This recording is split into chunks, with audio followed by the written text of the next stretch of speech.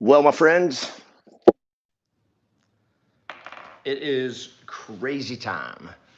It is crazy times in our country, continues to be crazy times in our country. The emotion is calming down a little bit.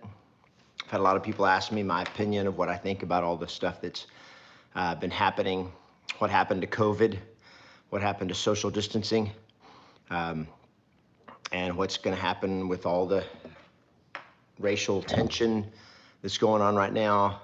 It starts with George Floyd being murdered. It moves to peaceful protests. Then it moves to rioting and looters. And now it's moving to calls to defund the police and eliminate police department in Minneapolis. I mean, just stuff that's like, who would have thought that we would be having these kind of conversations? And some of you are going like, what? What are you even talking about? Crazy times in our world. And the economy is in disarray. Unemployment is through the roof. Businesses are still struggling. People are saving money. They're not spending money. And yet the stock market keeps skyrocketing. It's kind of like, what in the world is going on? What do you do in crazy times? And that's what I want to talk about. My first day of third grade, we had just moved to a new town, and it was my first time to go to a public school. And I was excited because I love school. I just always loved school. And my first day of third grade, we had moved to Anson, Texas. Anson, Texas, little old town in West Texas. And we were living in a motor home, not a mobile home, a motor home, a 26-foot camper. That's what we were living in. And it was crazy. Let's see. Good morning, Marilyn Munoz from Puerto Rico. Good morning. You should come on, tell me, just post where you are. I love seeing that. Thank you. I was standing outside the school. I don't know if it was a recess or when it was. And this kid, his name was Buddy. He came up, walked up to me, about my size. He was white, had this real thick, bushy, blonde hair. And he said, "Hey, want to fight?" I'm like, "What? No, I don't want to fight." And he said, "Well, I do." And on my very first day of third grade, I got the crap beat out of me. And that was not the worst of it. I got away from him. I had a brand new pair of glasses that I was so excited about. Brand new glasses. Because when in third grade, you didn't realize what was going on. I put on my new glasses and I could see that trees had leaves on them. I can remember that so distinctly. I was so excited about my new glasses, and he broke them. First day of third grade. And I was just like devastated. I'm crying. I don't remember the rest of the day at school. I don't know what time of day it was or anything. Maybe in the end of the day, I don't know. But I just remember when I got home, I'm sitting in my mom's lap. And this is what I remember. She said, "Bub, you did the right thing to not fight back. You just turned the other cheek. And kids like Buddy will leave you alone." Now, here is the reality. When your strategy as a little boy of dealing with bullies is to not fight back and expect them to leave you alone, you are sadly mistaken. And my mom, bless her heart, was sadly mistaken of how is the appropriate way to respond to bullying. And consequently, I spent most of my life growing up, and then even as an adult, the way I responded to conflict, the way I responded to all bullies, and from that, the way I responded to all conflict and all confrontation was by running away, by not fighting back, turn the other cheek, which just makes you weak and it makes you fearful. And the more weak and fearful you are, the more bullies are attracted to picking on you. Can anybody else relate to this? Is this having anybody else? Or were you taught? What were you taught? What were you taught about being bullied? What were you taught about it? Just type it in. What you were taught about being bullied. Because you probably dealt with it, right? What were you taught about being bullied? 100% you were taught to not fight back. Okay, TDL, you were taught to not fight back. Interesting. Who else? What else were you guys taught? So here's the situation. You were taught to turn the other cheek. Yep, me too. I was taught, which I'm not opposed to the idea of turning the other cheek. If you understand what that really means. It just means you don't retaliate. It doesn't mean you can't stand up for yourself. Anyway, you're taught to report it to the parents and to the teacher. Ow. I have an ankle. I just got through working out this morning. I have ankle issues from way back when. My ankle locks up. That just did. My parents were both bullies, so I knew how to fight, but not against adults. Good. Well, sometimes though, anyway. But here's the deal. Sometimes there is a problem, and the problem is the problem. And then sometimes the problem creates a new problem, and that is when you respond to the problem in a way that does not solve the problem, it actually feeds the problem, or it creates a whole new set of problems. And that's what happened to me. There was a problem. I had a kid that was a bully that beat me up. It was inappropriate. I was a victim, and it happened, okay? Bullies are there. You're not gonna eliminate bullies. It's just not gonna happen because bullies are a product of being trained or taught a certain way or not being taught. It allows them to become bullies. However you want to look at it, they become bullies. Out of ignorance, out of neglect, abuse, lack of love, whatever it is, bullies happen. The same way, by the way, racism happens. And it happens. It's there. It's real. And it's kind of like, can you ever eliminate bullying? Probably not, because the things that cause bullying start with a child's upbringing that causes them to have bullies. Okay. So Bridget, neglect number one. Yep, no doubt. In some respect, neglect definitely is a feeder to bullying. But not all kids who are neglected end up to be bullies. So there's a lot of factors. It's very complicated. But the same thing that causes bullying, and that it's going to always be there, is the same thing causes racism. And I'm not saying that the same.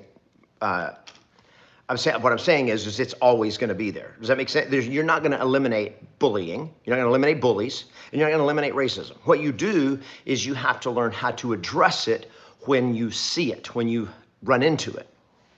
So because I was taught to not stand up to bullies, it actually empowered the bullies that I ran into to bully me more, which hurt me more and didn't help them, for sure.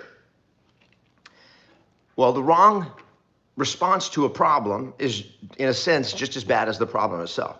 And so what we're seeing happening is anytime you have something that impacts us, we have response. So you see when COVID-19 comes along, we respond to it. Now, COVID-19, coronavirus was something brand new. We didn't know what it was. We didn't know what to expect. And so fear becomes the most prevalent emotion when we're dealing with an unknown. And so what do? We respond in fear.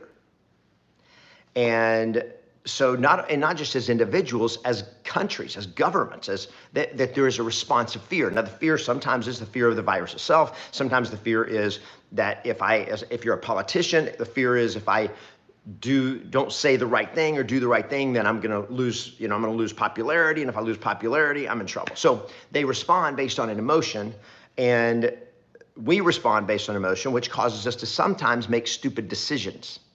Not always, but sometimes.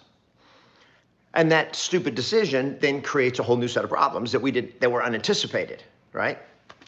Same thing with when you see what happened with George Floyd. That was a problem.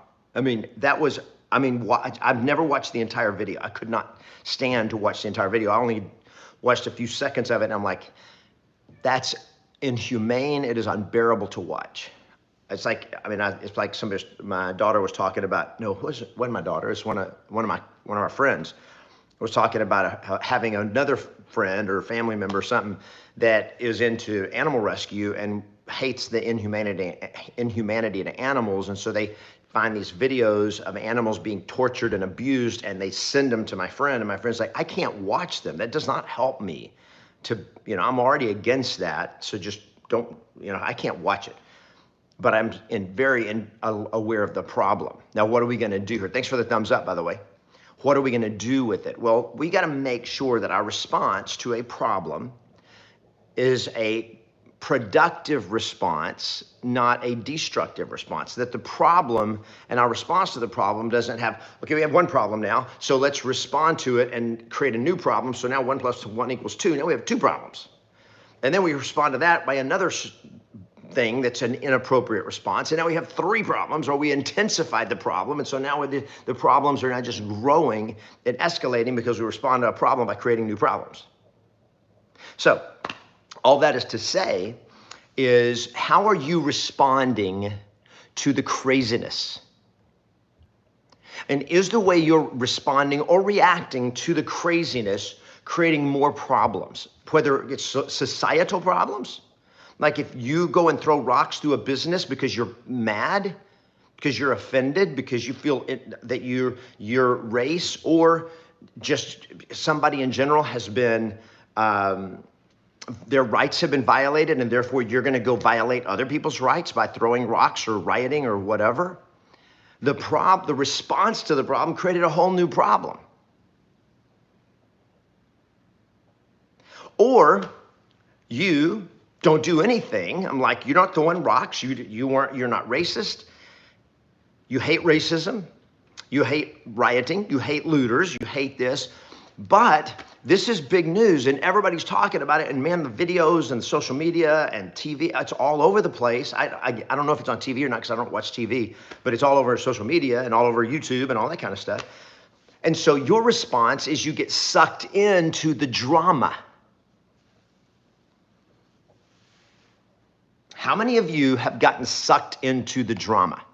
And I'm meaning you spent too much time simply watching the storm, simply watching the drama unfold and looking, and it's turned into wasting your time, that you should be focused on doing something to move your life forward, to move your business forward, to take care of your family, to do the things that will help you.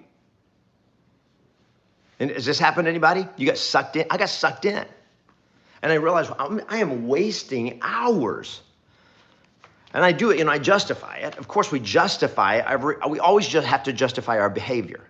Do we justify our behavior, yes or no? Tell me, yes or no. Type it in. What do you do? Do you justify your behavior when you know it's like, that was unproductive behavior? Like, I'm not serving anybody by just sitting here watching all these videos. I'm not making the world a better place. I'm not making my family. I'm not fulfilling my dreams. I'm not helping anybody else fulfill their dreams. I'm just sucked into it. It's like my parents used to rail against soap operas. Soap operas you get sucked into it, and you would be griping and you'd be just like railing about how so-and-so slept with his mother's brother's sister-in-law, and she's cheating on him, and they're doing this and all this kind of stuff. Everybody has a limited perspective. Absolutely, Tanya. 100%. My perspective is so limited. It's just my perspective. But what I'm saying is, and I think we can all agree on this, that the problem is the problem. We must make sure that our response to the problem actually solves the problem, because the whole point of us responding to a problem is solutions. I just think if we're going to make our world a better place, if you're going to make your individual life better, and I'm going to make my individual life better, that the way we respond to the problem is by working towards solutions, not by creating more problems. Now, granted, when you make a solution, solutions have consequences, and sometimes it has side effects. No question about it. If somebody has back in the, and I don't know how they do it today, but somebody has gangrene, and they got an infection, and they have to amputate somebody's got cancer or something in the bone or whatever, they have to amputate somebody's arm or leg. There's side effects. There are side effects or repercussions of that solution. So the solution itself has problems. No, there's not a perfect solution, and that's one of the realities we have to deal with. So, what is my proposal for how we solve all of this stuff? And yes, with all due respect to everybody, I have a very limited perspective. I have a very limited people that have never been bullied. One of the things I've discovered is they do not understand bullying. So somebody that has been a subject of racism or has never been a subject of racism, like has never been a victim of racism, cannot relate to being a victim of racism. They can't relate to it. And I get that. And I totally acknowledge that. And I missed that. Oh, somebody just made a comment that I missed. Hang on. Exactly. And we cannot pretend solution the problem. Yeah, 100%. Yes. So I just want to make sure I don't miss anybody's. And there's a lot of it. I'm missing some of this. I was taught to fight back and I was taught to fight back and knock them down so that they would realize that I will fight back. Yep. Yeah. And the whole idea is if you respond to a bully by standing up to them, that they will leave you alone, and it stops the problem. Your goal is not to destroy the bully. I'm gonna pursue you for the rest of my life. So here's my thinking, and I'm going to have a conversation. This is a conversation I'm going to be having all week. I'm going to be having it with my coaching members. I'm listening. I'm doing a lot of listening. I talked to a lot of people this weekend where I just listened. I cannot relate. I cannot relate to an experience I have never had, and so I've never been a victim of racism. So I cannot relate to that, and I acknowledge that. But I can tell you this, I can care about people who are subjects of racism. Even if I can't relate to them, I can still care about them. And part of my problem, I think one of my challenges, I was raised kind of colorblind because my parents were very non-racist. I mean, I remember being friends with, when I was a little kid, my friends were I had a lot of black friends and I had a lot of Mexican friends. And they weren't Hispanic, they were Mexican. And I had a lot of those friends. And I remember having my parents have to deal with people who didn't like the fact that my parents, when I invited Travis Morrison out to my house, who was a troubled African-American kid. He had a tough home upbringing, and we were friends. And I invited him out one time, and my mom thanked me, and she was so proud of me because she said, I want you to be a good influence on him because he's got a troubled background. And I'm like, okay, whatever. To me, it was just Travis and I played. I mean, it was just the way it went. And Travis was fast. He was the fastest kid in our school, so I was like, I wanted to be fast, so I hung out with Travis. So I just was taught that way. So I'm a little bit blind to the problems of racism because I've never experienced it. But here's what I do know that is just truth. This is truth. I can only take full responsibility for my behaviors, for my thoughts, for my attitudes, and my actions. That's what I'm responsible for. So I think the number one solution to any problem in your life or in the world is, number one, am I being responsible? Am I being responsible for myself? Am I being responsible for my family? Am I being responsible as a citizen of my community, city, state, country, world? Am I being responsible? So number one is take personal responsibility. I think personal responsibility is that where you become irresponsible, you're going to cause damage. Number two is love and respect. That's the answer. See, the enemy, my friends, I want to be real clear on this. The enemy is hate. In all of its forms, the enemy is hate. The enemy that we're dealing with right now in terms of all the stuff that's happened. The enemy is hate. Good cops, bad cops. And what makes bad cops? I mean, beyond, like, it can be incompetence laws, but the stuff like what we saw happen to George Floyd, that was hate. That was inhumane. There was no respect shown to that man. I don't care what he did. He was still a human being. And what happened to him was totally unjustifiable. It was murder. And it was an embodiment, an expression of hate. Now I don't know anything about the cop or the cops that were involved. I don't know. I mean, I don't know their, do they have backgrounds of racial stuff? I don't know. But what happened that day in that moment was avoidable. It was preventable. It was like, dude, you are an adult trained police officer. You think that there's any world in which that could be justified? No way. And that was hate. Now, how do you respond to that? Well, I hate that behavior. But one of the things that can happen is we generalize. I have a bad experience with something, therefore I had a bad, I'll tell you an example. And guys, I am not minimizing or belittling or saying that this is not a big deal. So I'm not, in any example I'm using, I'm not in any way saying that this is like being overblown, okay? The response to what happened should be massive. So this is not like you guys are blowing this way out of proportion. No, you're not blowing out of proportion. When people become irresponsible and then they start taking an act of hatred and start using hate to do more destruction, just directed in a different direction. Now you just got hate versus hate, and hate versus hate just destroy. Now we're literally self-destroying.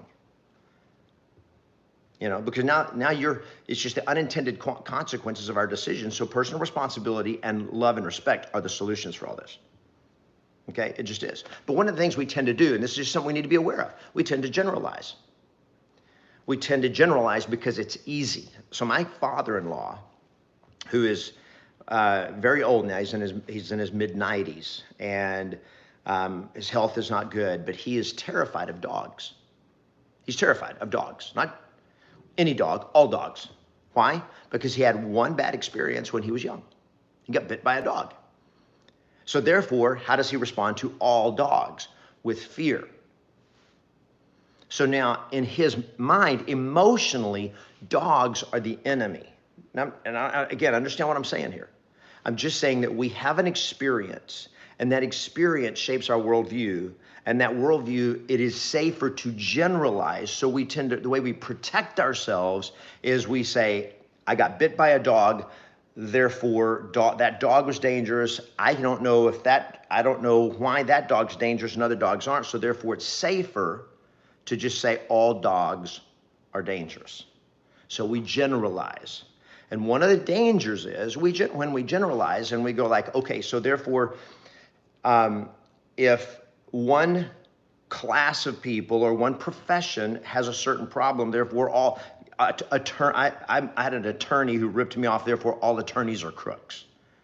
One cop who did this or whatever, and it's not like one, I get it, it's a group, but it's only, there's some good cops, there's some bad cops. So the bad cops, now we say we hate all cops, okay? So there was a person of a certain race that was a criminal. Therefore, I look at all people of that race and go like they're criminals. There's one person of a certain religion who's radical and they use their religion as justification for sowing hate. Therefore, that religion is evil, or all people are that way. Okay, I can remember as a kid, I was very strong. We were brought up very strong church-going family. I mean, we lived in Texas. I mean, everybody went to church on Sunday. If you didn't go to church on Sunday, you were like less than human. And I can remember the first time I heard, all you Christians are just a bunch of hypocrites. And I was like, at first I was like, what? And I don't remember all the emotions I felt, but it was like, that is not true, right? But what it was reflected is somebody had an experience, or maybe multiple experiences, where that we had something happen, and because of that we got a belief. That person claims to be loving and forgiving, and look what they just did. And that is a hypocrite, and probably was. And so now they have that belief. And they may not believe that generally yet as just one person, one experience, and they're like, oh, that was a Christian, they were a hypocrite. Okay. So now they had it happen again, something similar to it, and they go, aha, see? So now one experience, and then we have another experience that reinforces our experience and our belief, and we're like, okay, therefore, look at that. Now it reinforces it, so now it becomes easier to generalize a belief. And the more we generalize, the more we tend to get into a camp. And the more we get into a camp, now all of our actions and thoughts and behaviors are based on a belief that we have, and we hold on to that belief. And the question that I ask is, does that belief and do my corresponding behaviors create more problems, or do they create solutions? And so all I'm asking is, as you're watching this, is that all the stuff that's going on, and there's craziness, and it's from all different angles, okay? And it's going to continue. It's not, there's stuff happening in our financial markets, there's stuff happening in our economy, there's stuff happening with coronavirus, there's stuff happening with racial injustice, there's stuff happening with police brutality, there's stuff happening with rioters and looters, with thugs and criminal, there's stuff happening with corrupt politicians, a lot of corrupt politicians, there's stuff happening with dishonest media, a lot of dishonest media. But is all media dishonest? No. Are all politicians evil? No. But it's easier to generalize, right? It's easier to generalize and go like, the government is just corrupt. We need to eliminate government, right? All Democrats, all Republicans, we don't, this happens, so we go like, all Republicans are this way, all Democrats are this way, all people of this race or this religion or this, it gets, all men are X, all women are Y. It's just, it's crazy. So we do that and we get into our little funk. And so I'm asking you to step back and go like, okay, what should I do? One, personal responsibility. What change do I want to see? Okay, well, I need to be that change. I would need to lead that change. And I don't remember who it was somebody great that said, be the change you want to see in the world. Be the change you want to see in the world. Does anybody know who that was? If you do post it, would you please post it? Can't remember who that was. Be the change that you want to see in the world. I want to say something like Gandhi or Nelson Mandela or somebody like that. Be the change that you want to see in the world. And I'm like, what a great perspective. You lead, personal responsibility. What can I do to make the world better? What can I do to make things better? And you should use your voice. Okay? I was griping the other day, griping about protesters. I'm like, to me, that just makes no sense. Going out and standing out there and holding up a placard, I'm like, nobody's gonna pay attention to you. And then I realized, wait a second.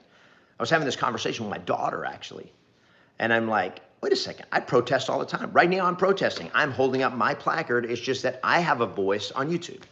They don't have a voice on YouTube, and so they're like, what voice do I have? I can hold up a sign and get in front of people, and they do that. And so I'm like, okay, I have a newfound respect for their voice. Okay, how effective is it? Well, it depends. How effective is my voice on YouTube? It depends, right? It depends on only how much impact can I have for good. So take personal responsibility and lead. And number two, that love and respect. Love and respect. It was Gandhi. Thank you, Gabriel. Love and respect is the solution. Hate in all of its forms, whether it shows up as racism, whether it shows up as homophobia, whether it shows up as whatever all the terms and titles are. You guys get my point.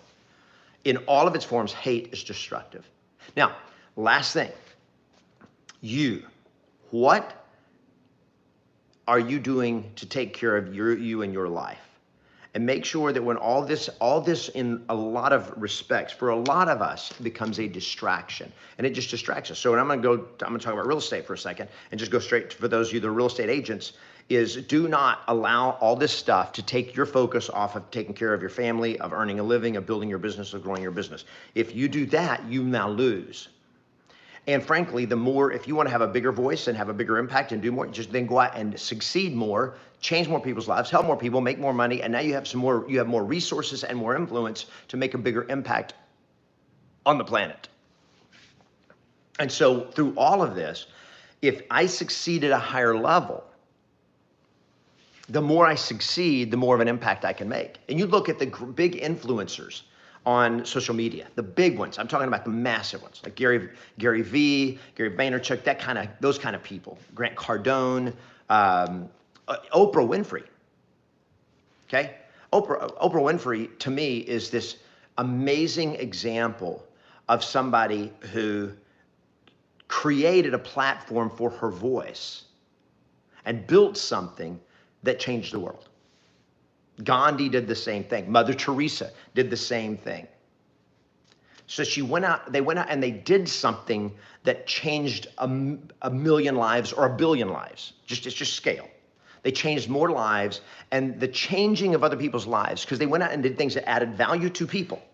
The more value you add to people, the bigger your voice is going to be, because the more influence you're going to have. The more influence you're going to have, the more you're going to be heard, and the more resources you will have, whether it's money or influence or both, the more ability you will have to bring about a better change in the world. Now, that can be used for good, it can be used for evil. But I'm going to presume that you want to use your voice on this planet for good. So you want to make a bigger impact, go do something that helps a lot of people. And then you can do this. Mark Zuckerberg did something that changed a billion lives, billions of lives with Facebook. Bill Gates, Steve Jobs, these guys that go out and do that, okay? That go out and help a lot of people, and it gives them the opportunity to have a platform to then communicate a message, to then impact people's lives. And it gives them the resources to do stuff. Same for you. Now, whatever scale it is, however big you want to build your empire of influence and impact, you decide. But use it. And use it to build, and use it to serve.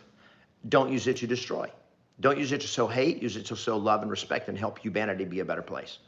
Guys, we are all share this planet, and we have a lot more in common than we have differences. And when we focus on growing and building toward that, the more we pull together for good, the harder it is for evil to thrive.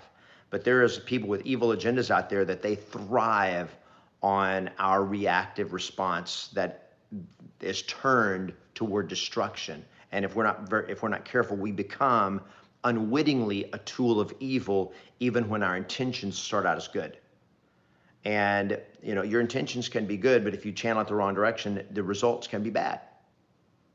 And so make sure that the response that you take, the actions you take, are responsible, that they show love and respect to all human beings, all people on the planet, to our planet, to animals, to everything. I think it's just our responsibility, but it's personal. It starts with you, starts with me. And I am here to use my voice to make this world a better place, to make your life a better place, to speak up, and to build something that I can help a lot of people. And I hope your vision of your life is the same. You can have a greater impact than you realize. And it is not necessarily how loud you yell, it is how much you serve. It is the impact that you create, the influence you create by bringing value to the world, bringing value to the marketplace. All right, I think I'm rambling here. I think I've gone a long time, but I'm so passionate about it, and I wish I could solve everybody's problems. Can't do it. Okay, thanks for the thumbs up, guys. Thanks for the comments. You got to go out and have a great week. Play to win. Be personally responsible. Sow love and respect everywhere you go. Sow love. Sow respect. I'm a Christian, and so I remember what Jesus said. He said, "Love your enemies." Now, that doesn't mean I hang out with my enemies necessarily. They would like to destroy me. But I am not going to respond to them by hate. Am I going to protect myself, defend myself? Absolutely. But I am not going to go out and try to destroy because they are trying to be destructive. And I just had my last epiphany for the day. There is a principle, and it's in all major religions. I just learned it in my religion as a Christian. Do unto others as you would have them do unto you. In other words, treat other people the way you would like to be treated. That is a universal law. And frankly, if we had that universal law and everybody followed it, it would be a wonderful, wonderful place to live. So let's make this a wonderful place to live, my friends. Have an awesome week. Play to win. Make a difference. And always expect yes. Thanks, everybody.